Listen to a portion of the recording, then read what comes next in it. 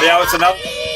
Happy birthday, Hoggy. Hope you have a fantastic day. And have a fantastic year ahead. Cheers to the cool content you create. It has always been and will always be a pleasure talking to you about cricket. From your on-field bowling to your on-point analysis, you will always remain a legend. And I loved our podcast together where we shared lots of insightful discussions. Inspire us more with your videos and insights. Your game awareness and your game insights have been always useful for learning the beautiful game, and your commentary Big Bash League has been always exceptional. Your passion for the game and for the fans is truly inspiring. Have a great time. Filled with joy and laughter. Keep posting the amazing cricket stuff that you do. Keep spinning, keep grinning. All the way from Nepal, and wishing you a very happy birthday. Wishing you a lot of success. Lots of love. And love working with you and the human being that you are. So 54 and still spinning it better than the young guns. Wishing you a birthday as thrilling as the last over finish. And if you have some cake left, send it for me. It has been a pleasure knowing you since the last 6 years. To one of the greatest left-arm wrist spinners of all time. A very happy birthday to Ted. Happy birthday, Hoggy.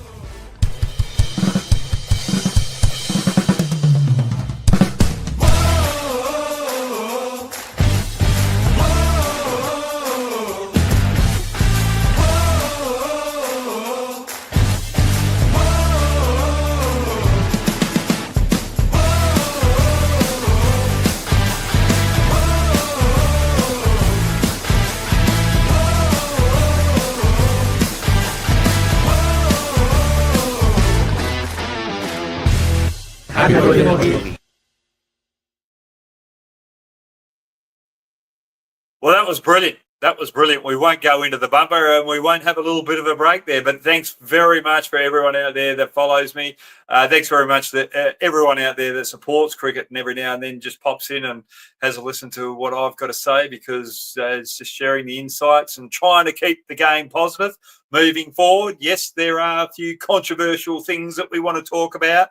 But at the end of the day, what is cricket all about? It's bringing the people together and bringing the different cultures together. And that's one thing that I've loved about the game.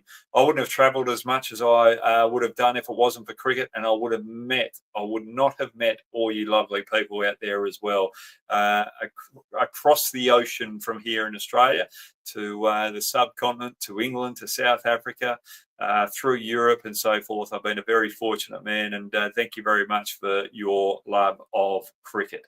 So let's get into the live hog out, because we have got a guest as well coming up. If you want to join me on here, you can fill out the Google form there and you can have a chat with me and we can have a little bit of fun.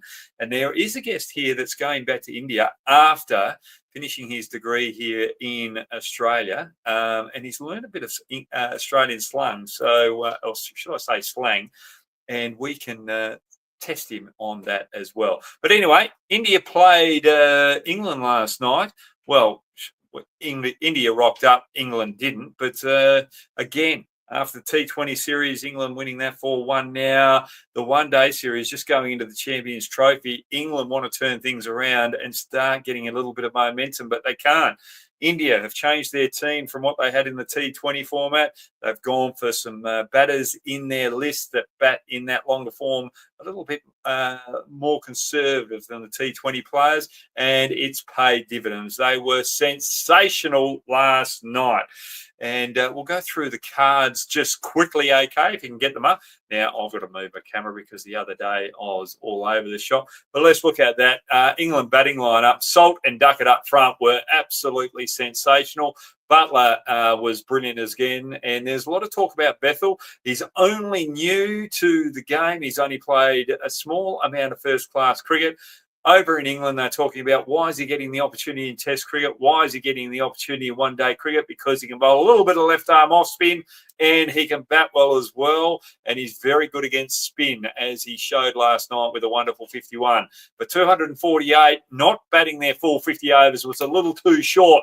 It was not the par score that England were looking for. They were looking for around about 280, 290. That would have been a bit more competitive. The bowlers for India, they were just sensational. Good to see Shami back. He's getting the ball around that 140 mark again, getting it a swing, and he's just getting into that rhythm, getting overs under his belt, ready for that Champions Trophy. Good to see Rana getting more opportunity as well, debuting for India in the one days after debuting in Test cricket down here in Australia. Jadeja picking up 3 wickets. Patel, he bowled beautifully. Pandya just chipping in there. And if you're going to win a Champions Trophy or a World Cup, you've got to have a left-arm Chinaman in there, don't you? Kuldeep Yadav. Although he's expensive last night, he's going to be good for the run. But let's go into that Indian scorecard. Brilliance up the top of the order. Gill getting that opportunity again. Just love the way that he's able to rotate the strike and time it on both sides of the field. Shreyas was brilliant. Good to see him back again from injury. And Virat Kohli didn't show up last night and decided that he didn't want to play. And just challenging the BCCI new rules, isn't he, there? And giving Iyer a go. And Axar Patel, he's going to have a little bit blood nose as he goes up to the boardroom or up that batting list. He's batting a little bit too high for my liking. But, hey, he's only 30. Jadeja's 36. So they're giving the all-rounder a good opportunity there, and he batted well. India getting that 251 in 38 overs, just too good for the England bowlers. Just get those England bowlers up again, please. Okay, quickly.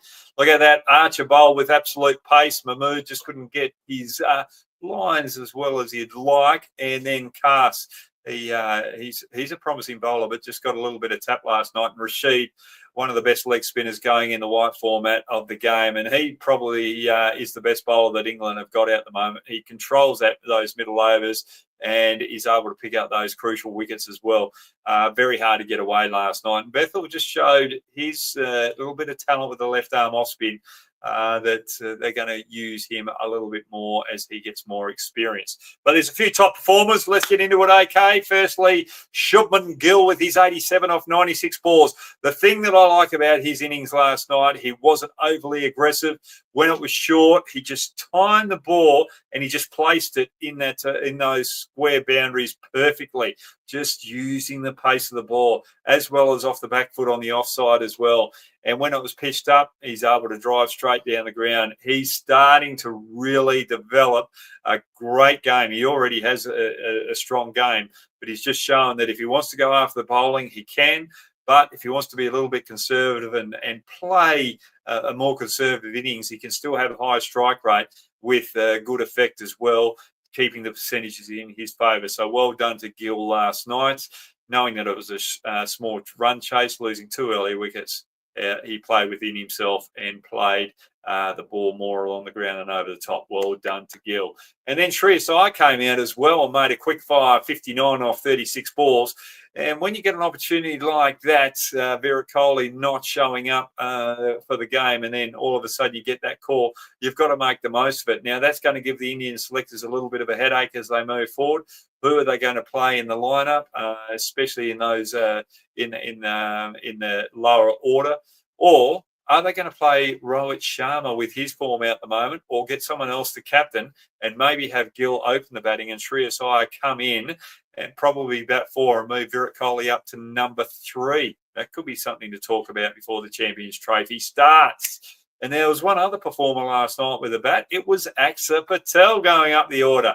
Now, he's shown with the Delhi Capitals that he can handle the bat, and he is very useful in that lower order. So it was great that India used him up the order last night, give him a little bit of a different role with the bat, show what he can do, and all of a sudden, opposition teams are going to be playing against India in the Champions Trophy, and if he bats with Jadeja in the lower order and Hardik Pandya, it really gives that batting depth a lot more punch, should I say, and a lot more for opposition teams to worry about. India are starting to find some quality all-rounders, and you've also got another couple of bowlers down there that can handle the bat as well, but we'll get to one a little bit later. And Jadeja was the next big performer last night with 3 wickets. Didn't have to bat last night. He came in for a couple of balls, but picking up 3 wickets, just love his economy, love his line and length. Very hard to hit off that length. Not a huge turner of the ball, but just understands a change of pace, slight change of line, but he just gets a small amount of turn, but he's also got that good arm ball, which makes it very difficult for batters to pick up. So well done to Jadeja last night. And there's one more player that we've got to talk about again, and he adds a little bit of batting depth as well. Yes, he's not a conventional batter, but he can come in and really pound the bowling out the back end if there's 2 or 3 overs left and he can find the boundary. But last night he got a little bit of salt early on. Phil Salt hit him for 24 off 1 over. 26. But then things turned around after the Salt run out.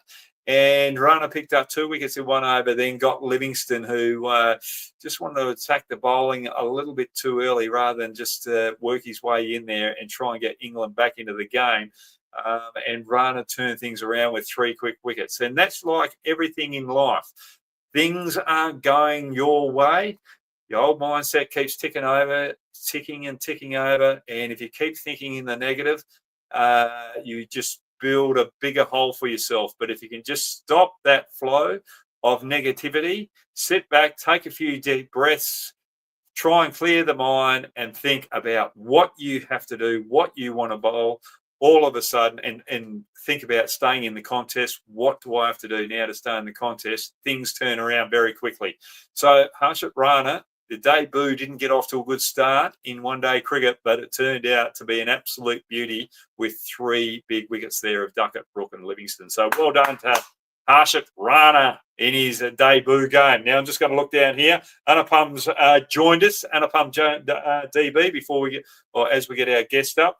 Hello, sir. How did your birthday go yesterday, and how your teammates used to celebrate your birthday in the dressing room? Well, I actually do have a photo around where in the 2003 World Cup, there were 4 of us that had a birthday around the same time. Darren Lehman was on the 5th of February, myself 6th of February. I think there was Glenn McGrath and Jimmy Ma as well. I think one of them was, I'm trying to think, one of them was 7th or 9th and one was 12th of February. So there was a fair contingent of the team in the 2003 World Cup that had birthdays in February, and we're all Aquarians. So we used to love to muck around in the change rooms. Have we got this guest up yet? Okay, not quite yet. Babar Ali. I'll just get that. Ashit, how are you? I'm doing great, Hoggy. Belated happy birthday, though. How are you doing? Thank you. I'm going very well, mate. Now, just to help the Indian fans out there that are listening, are you going to take the mickey out of me today? I'll try my best.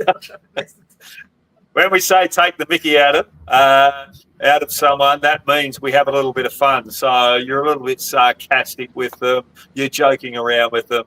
So there's a little bit of humour there. We don't take things too seriously here. Now, before you get the first question, Babar Ali asks about Rohit Sharma. As per you, he's looking so. I won't repeat that word, but you've got a couple of questions for me as well, and one of them's about Rohit, isn't it? I've got a. Yep, rightio. Go for it. What's the question that you had for me about Rohit Sharma? Parliament, you just stole my question there. That was my first question. It's all good. So let's start. So, why do you think he's been sort of such? Like, is it like a technical issue with Rohit? Or is it just, his age catching up to him? He's like 38 already. Yep. Could be fitness as well, Ashat. And Babar Ali, look, it's one of those things. It's disappointing because he's had such a wonderful career. He's been so good. Just would have loved to have a little bit more impact when they did tour away, especially in Test cricket as well. His form in India is unbelievable. He took over at a time when Virat Kohli was having success as captain as well, so there would have been a bit of turmoil there. But it just shows the character of Rohit Sharma being able to lead the team after they had such dominance as well. For me, it's probably age catching up, as well as fitness. So when you get older and you haven't looked after the body as well, or you're not as flexible or as fit, sometimes the muscles slow down. So for me, it just looks as though he's not picking up the ball as well as he was a couple of years ago. It's really starting to play a toll on him. I think he's only made a 50 in all forms of the game once over the last 6 months. Looking at the stats quickly before coming on today. So it's disappointing that he's going through this bad patch. And because it's so late in his career, the Indian selectors are going to have to make a tough call at some stage.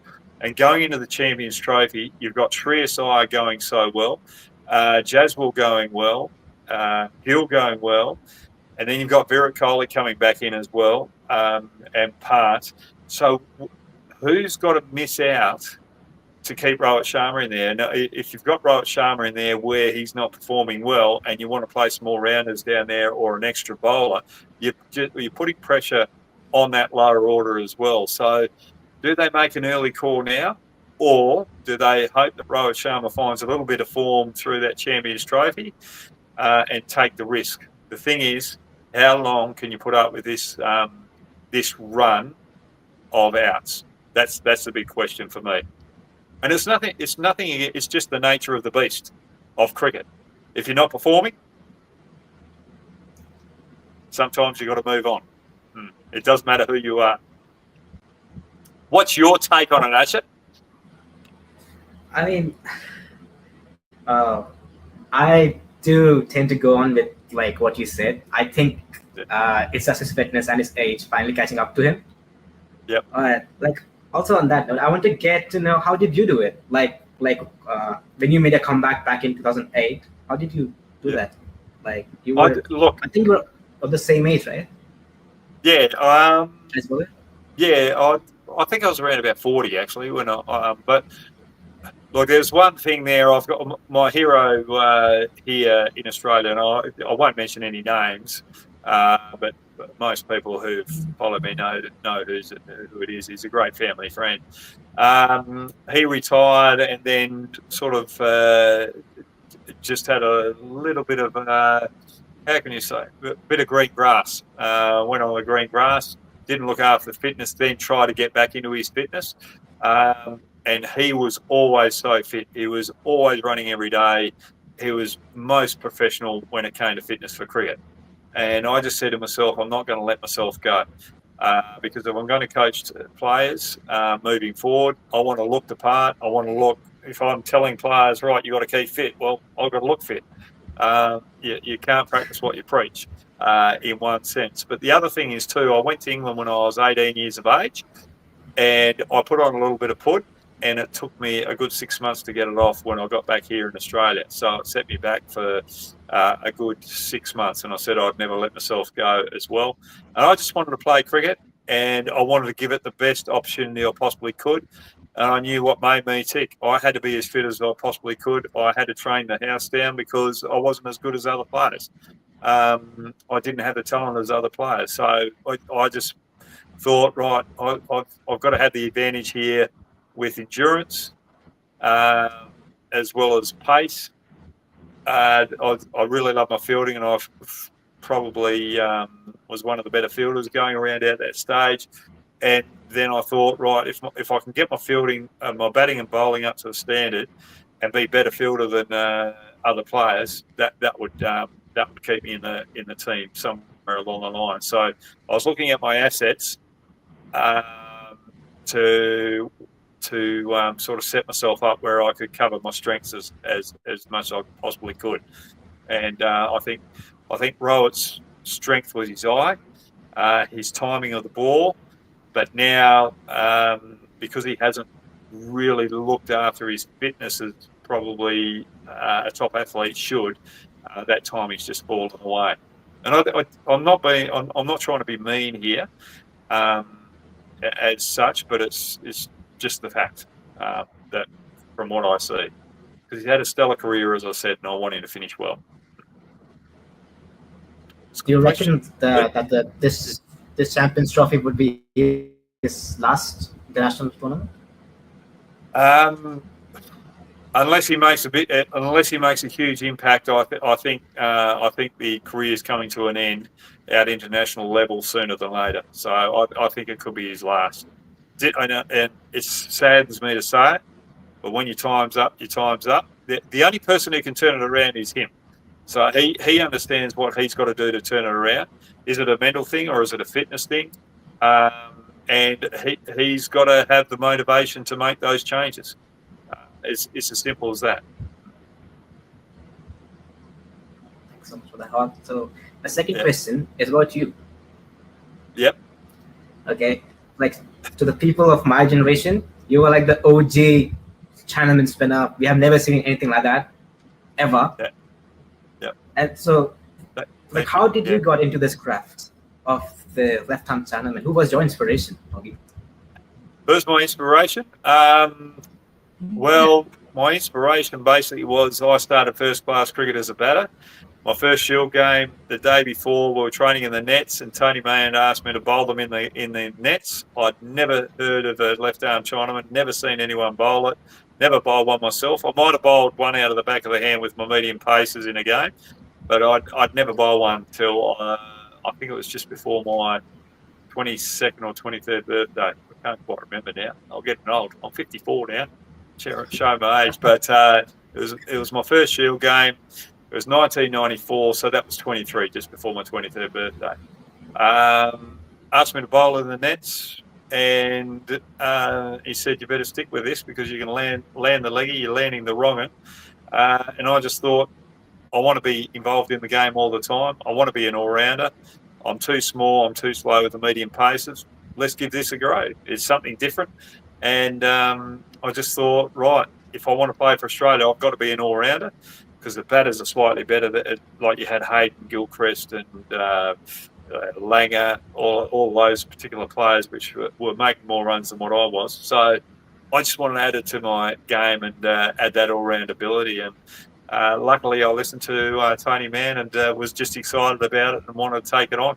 Nothing special. I didn't look up to anyone. I just enjoyed it. I had love for it, and if you've got love for it, you find your way. You work your way through it. And if I look back at it, I had a coach as well here. That was my batting coach, Peter Carlstein, who's passed away. If you look at Peter Carlstein, I think he's the youngest South African Test player, or he was the youngest South African player to ever play Test cricket, I think. Just looked that one up to check it. It might have changed. But he had this box for me. And so for the winter of that year, in 1994, he made me bowl into this box. And I wasn't allowed to bowl anything other than leg spinners until I landed 10 overs of leg spin in this box. And it took me about 4 months, maybe 5 months to land 10 leg spinners in there before I could start going to my variations. And all that was about was just trying to control your stock delivery, be as consistent as possible, because any spinner out there, or leg spinner especially, if you can control the batsman with your stock delivery, then all of a sudden your variety becomes potent weapons. So, yeah. That was one of the big lessons for me. Good question there, Aksha. Good question. Now we'll just quickly look at the guests as well.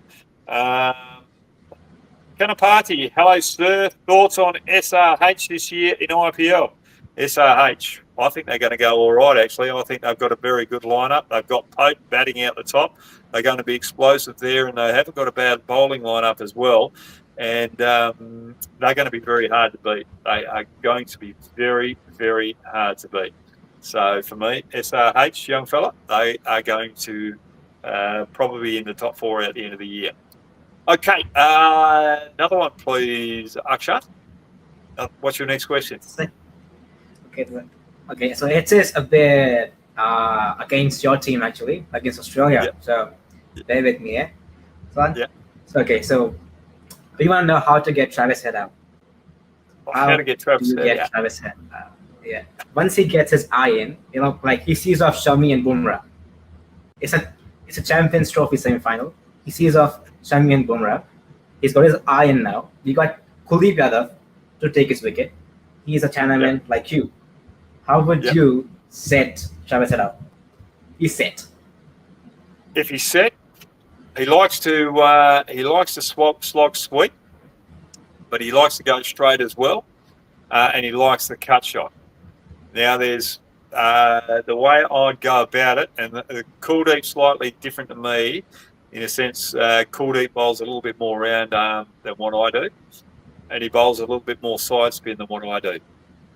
But if Kuldeep can really get a good top spinner with a little bit of extra bounce, attacking the leg stump, and try and get Travis Head to sweep top edge out deep, that would be good. The other thing is, I'd bowl early on a Travis Head, just outside off stump with a big wrong'un, and try and get him with a wrong'un straight away, because he likes to play away from his body and sort of play over that mid-off region.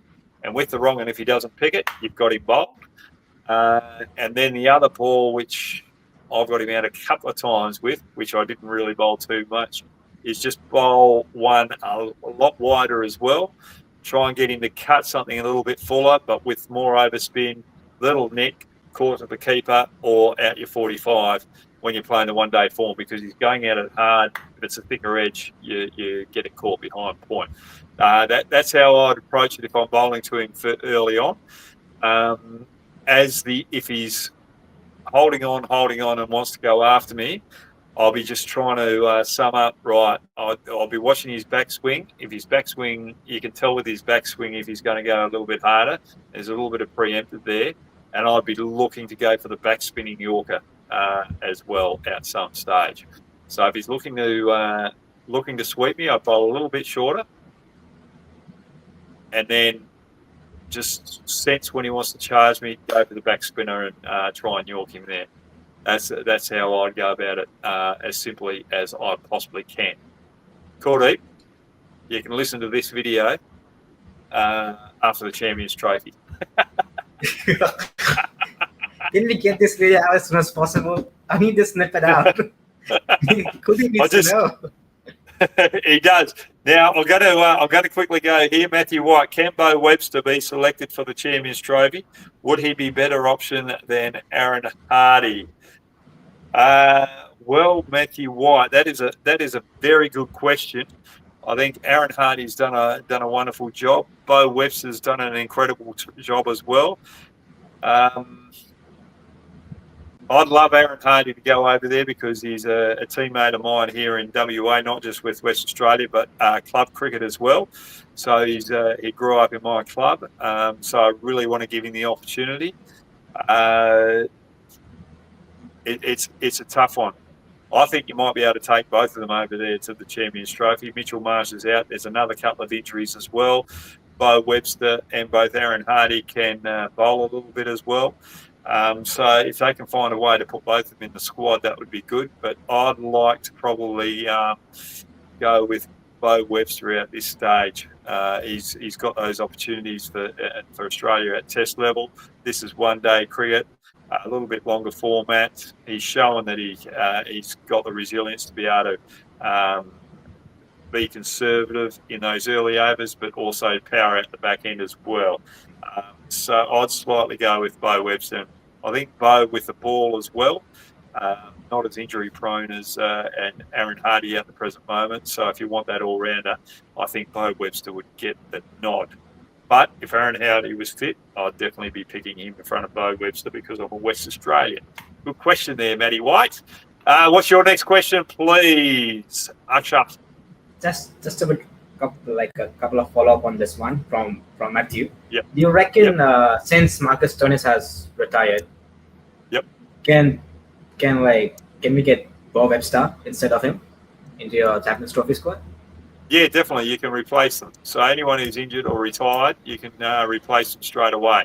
So I think Mitchell Marsh is injured. So I think there's a couple of spots there. So don't be surprised if both of them are there at some stage. Actually, while we're there, have we got that squad up there? So we'll determine this right now. Series. What's your what do you think? Would you go with both, or if it was just one spot, who would you go with? Akshay? I've had a soft spot for Aaron Hardy for a long time. I've been watching Big Bash the last 2 years. He was performing very well. I've seen him perform. Yep. I would go with Hardy. Yeah, well, both Mitchell Marsh and Marcus Stoinis are both gone. So Aaron Hardy's already in the squad. 1, 2, 3, 4, 5, 6, 7, 8, 9, 10, 11. So we've got 3. So Bo Webster's got to go in there. Aaron Hardy was already in the squad. So, Bo Webster's got to go in. Or is he out? Sorry? Who's that? Is Pat Cummins fit? Pat Cummins has withdrawn. Josh Hazelwood has withdrawn. But we've still got Mitchell Stark and Nathan Ellis.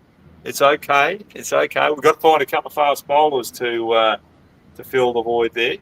I reckon they might look at Jason Berendorf as well. And look at AK. Beautiful stuff, mate, getting it up there. So Pat Cummins, Josh Hazelwood are out of the fray, should I say. So we've got to find 2 fast bowlers. There's a few. Marley, young kid called Marley from WA here. I'd actually think about him, especially after the way that he bowled in the last T20 match here. He bowled with sheer pace, good Yorker, good bouncer as well. That's Marley Beardman. So watch out for that young man. I wouldn't be surprised if he gets picked in this team. So that's one to look for as a replacement of Josh Hazelwood and Pat Cummins. I'd actually go for Marley Beardman. Yeah. I'm not sure about the other fast bowler. You can dust off your retirement boots. Just go out there. I mean, it is Dubai. You can try spinning your hand over there. It will turn. Right. Got to give the opposition team a little bit of a chance, don't we? I'm looking at the Indian line up there, and I think, oh, right, few good wickets there. Yeah. No, way too long. Actually, the way that the players play now, the way that they take on spin, they're more aggressive. The reverse sweep was just coming in the area that I was just finishing. But just the risk taking that they're taking now, it's exceptional. And there'll be a lot more pressure out in the middle as a bowler than what it was probably in the early part of when I played. So full credit to the players. They're taking the game on and making it more exciting. It's great to watch. Okay, the next question. It is regarding your favorite team, Hoggy. It's regarding England. Yep, England. Love it. Yeah, your favorite team. Okay. Good. All this thing about basketball, yeah? That's called taking the mickey. I love it.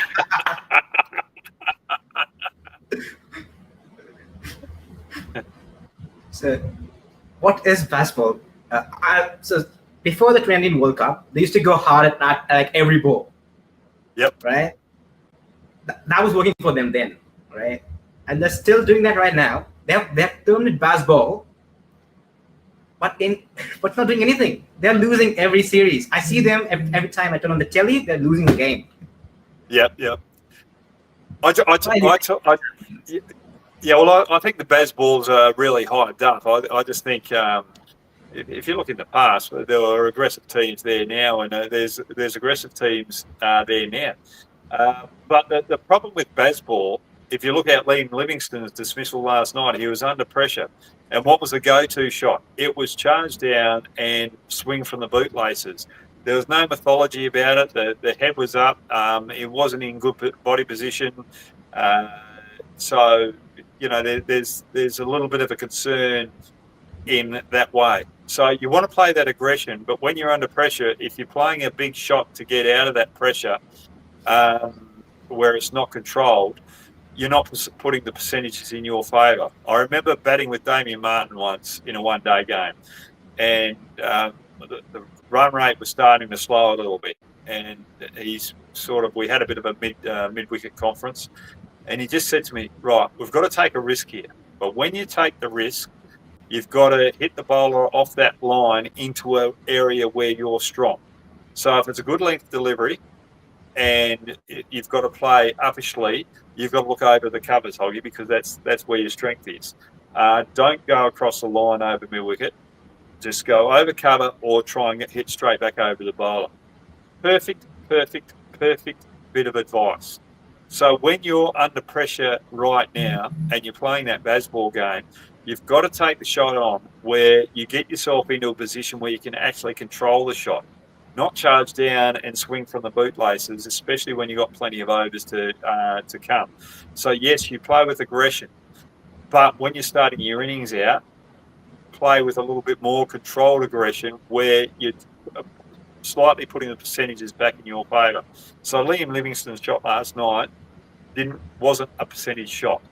There are probably a few others as well that you could really be picky on, but yeah, I'm just picking on Liam Livingstone because that was a crucial part of the game. If he stabilised himself there, he would have been all right for another couple of overs and then just play out away, and England probably would have got another 30 runs. Another 30 runs last night would have just changed the way that Gill might have approached it. Maybe I and other players as well. So it's amazing what another 30 runs can do just to change the aspect of the game and give more confidence to the bowlers as well. So for me, you're going to be aggressive. Shubman Gill last night with his aggression. How good was he? Just stroking the ball, still finding the boundary, not overhitting it. But if they had to chase 320 or so, he would have still started with that, but he would have gone after the bowling a lot earlier. And that's the real love of Shubman Gill that I've loved watching over the years, just his development where he controls his innings perfectly. England have got to start doing that with baseball. So it's a good question, that. It's a very good question. It's all right being aggressive, but control it. I've got VB here with Marsh out. Who could be the other opener in the Champions Trophy? Could they go back to Khawaja, or might they look for someone else? Well, looking at that lineup, I reckon Josh Inglis could do the job opening the batting. He does it for WA, and he's done it for the Perth Scorchers as well. So Josh English could do the job. Even Matthew Short, who's opened the batting in shorter format of the game as well. But the way that Josh English played in Sri Lanka, got 100 on the debut there in Test match cricket, I think he should be opening in Australia's one-day game. That's a very good question. What do you think, Akshat? Based on current form, I would also go with Josh English, but but it's Pakistan. The ball would be turning. Would you need a little bit of off spin from Matthew Short?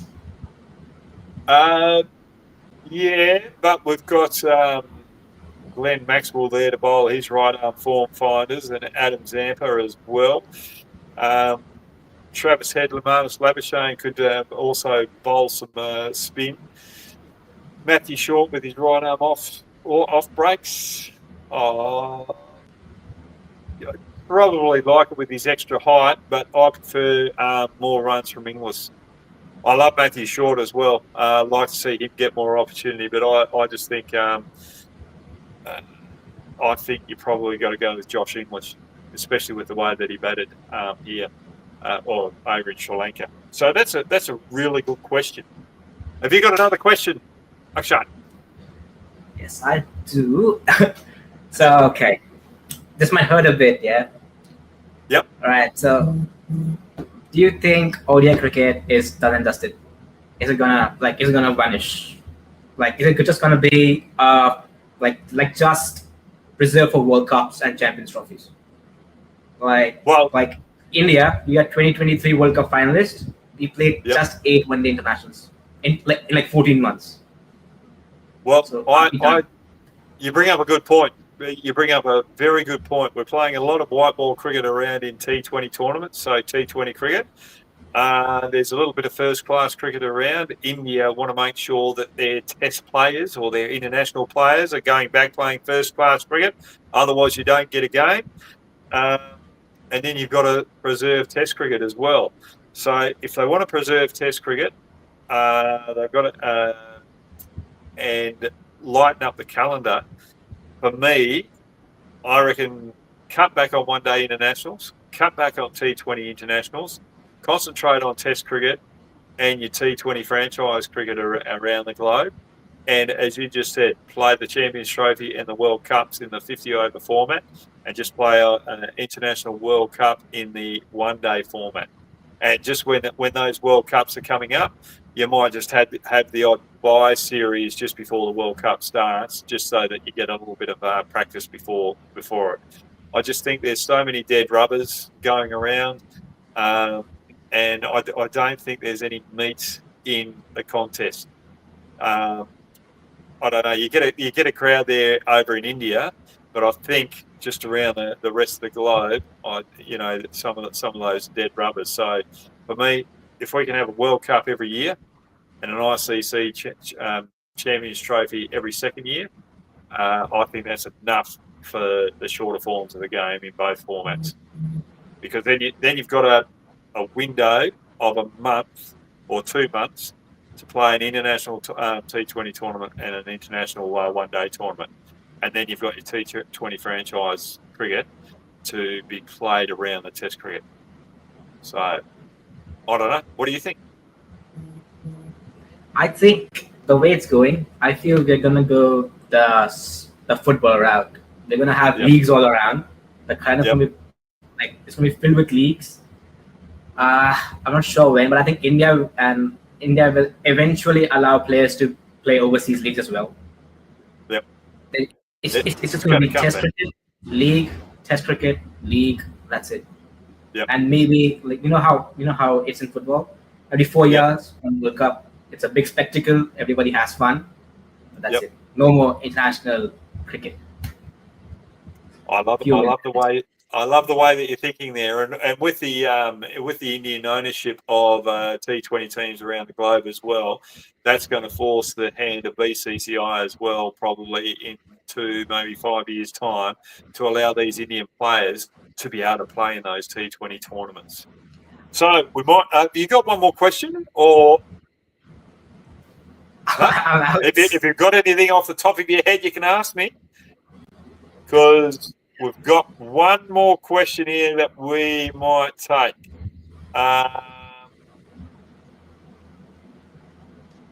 Anupama's asked about the women's Ashes. It's very one-sided there.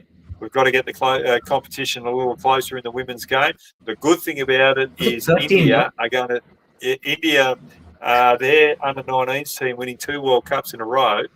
Watch out for India. Their women's team is starting to challenge the top teams as well. And Anupama, he's Lucknow Super Giants supporter. With Justin Langer being the head coach of Lucknow Super Giants, can we expect Mitchell Owen to replace Mitchell Marsh if Marsh gets ruled out of IPL 2? Oh, that is a very, very good. That would be a very good swap. But Owen, has he done enough in BBL cricket? Because Justin Langer will be a little bit tentative. Some of these young Australian players have a good little tussle for their BBL teams. And when they get the opportunity to go over to IPL, a little bit of difference in pressure there. Would he be able to uphold that? I think he might take that risk.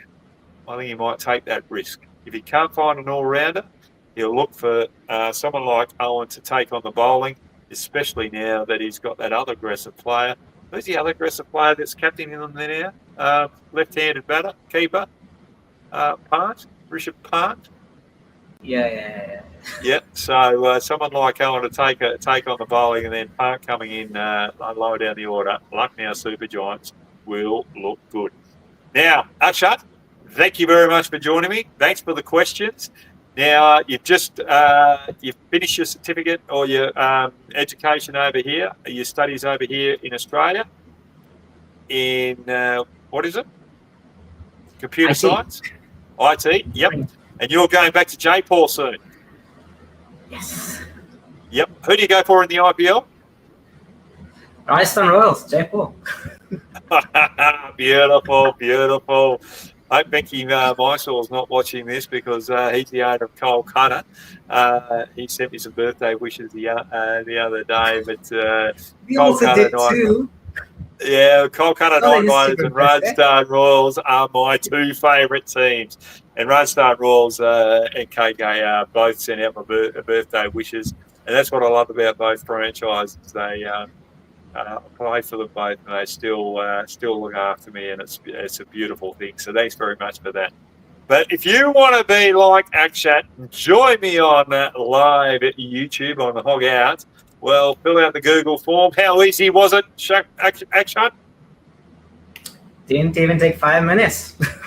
Didn't even take 5 minutes. Oh, we've got to get some harder questions in there for you then. Thanks very much for joining me. Everyone have a good weekend, and Hog out.